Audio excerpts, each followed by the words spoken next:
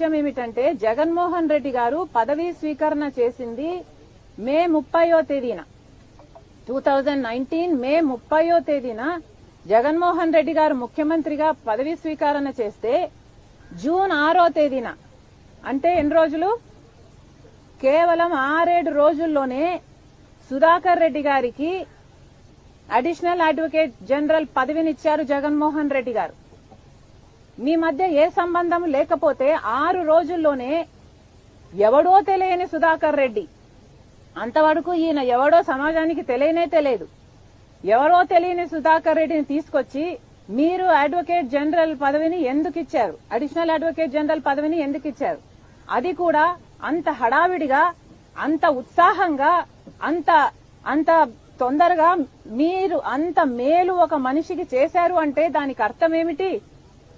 మీకోసం సుధాకర్ రెడ్డి పిటిషన్లు వేసి మీకోసం అంతగా చేశాడు కాబట్టి దానికి ప్రతిఫలంగా మీరు ఆయనకు పదవినిచ్చారు.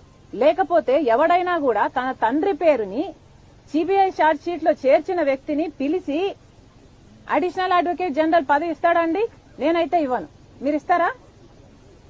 మీ తండ్రి పేరుని ఎవడైనా ఛార్జ్ షీట్ లో పెట్టాలి అని 3 కోట్లను తిరిగిన వాడికి ఎవడు ఇవ్వడు. ఇదంతా జగన్మోహన్ రెడ్డి గారి